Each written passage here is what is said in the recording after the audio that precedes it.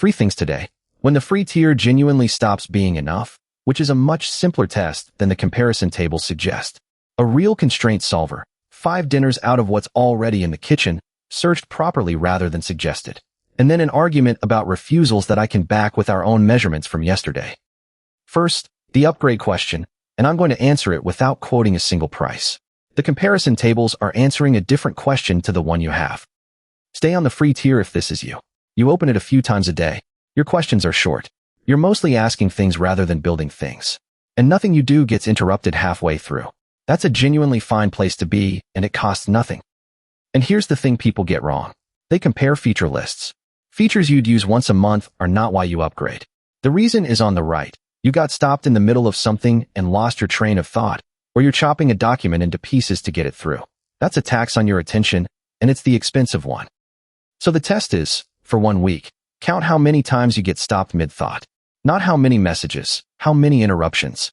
If it's more than about twice, the subscription pays for itself in recovered concentration alone, and it isn't close. If it's 0, ignore everyone telling you to upgrade, including the comparison table. And check the current prices and limits yourself, because they move, and anything I quoted today would be wrong by the time you watch this. Second, the kind of problem that's genuinely worth handing over, and it's less glamorous than the demos suggest. I deliberately typed the inventory rather than photographing it, and that choice is the whole point. 8 recipes, choose 5. 56 possible weeks. And the ranking isn't taste. It's use the things that are dying first, then use as much of the cupboard as possible, then buy as little as you can. I typed the inventory in, no photo, that matters, and I'll come back to it. All 3 expiring items used. All 14 pantry items used. Shopping list, nothing. And this is why I typed the list rather than photographing the fridge. A photo would have been a better video and a worse tool, because the hard part here was never identifying the spinach. It's searching 56 options against 3 competing objectives, which is arithmetic, and it's the part you'd get wrong at 6 in the evening while hungry. Give it the boring structured problem, not the impressive-looking one. And I checked the answer against a completely separate implementation before I filmed it. Same 5 dinners, same numbers. If 2 independent goes at it disagree, one of them is wrong, and you want to know which before dinner. And third, the one that gets framed as a weakness and is, I think, exactly backwards. Yesterday's numbers are the argument, and they're ours. On the left, the things people complain about. It wouldn't invent a citation. It said the scan was too blurry to read. It told them it couldn't tell from the image. Every one of those is a refusal, and every one of them is correct. On the right is yesterday's test, where I marked a date field required. 8 dates that genuinely couldn't be determined. 8 perfectly valid answers came back. 3 were wrong. Same model, both times. The difference is that in one case, it had somewhere to say, I don't know. And in the other, I had removed that option and then acted surprised.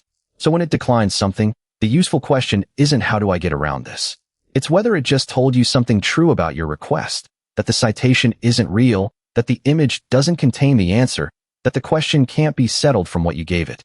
A tool that will confidently tell you anything you ask for isn't more capable. It's just less use. Ask it what it would need in order to answer.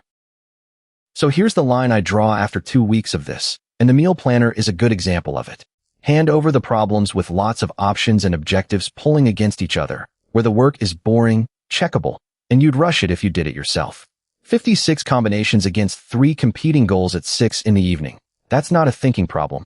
That's an arithmetic problem you'd get wrong. But keep 2 things. Deciding what the objectives actually are, because I chose to prioritize the food going off over what I fancied eating, and that's a judgment nothing can make for me. And deciding whether you'd actually accept the answer. The solver said cook the chicken twice this week. It's right, and I might still not want to. 3 things worth keeping from today. Upgrade when you're being interrupted, not when a feature list impresses you. Hand over the structured, boring, many options problems rather than the ones that look good in a demo. And treat a refusal as information about your request rather than an obstacle in front of it. And the thread running through the last 2 days, which I did not plan. Yesterday, I proved that removing the option to decline produces confident invention. 3 wrong dates out of 8, all perfectly formatted. Today, the argument is that declining is a capability worth protecting. Those are the same finding from opposite ends. Whatever you're building, leave it away to say I don't know, and then actually read it when it does. That's day 11. 3 shorts every day and a full cut like this each evening. Subscribe if it's useful to you. Tomorrow, giving it files instead of pasting them.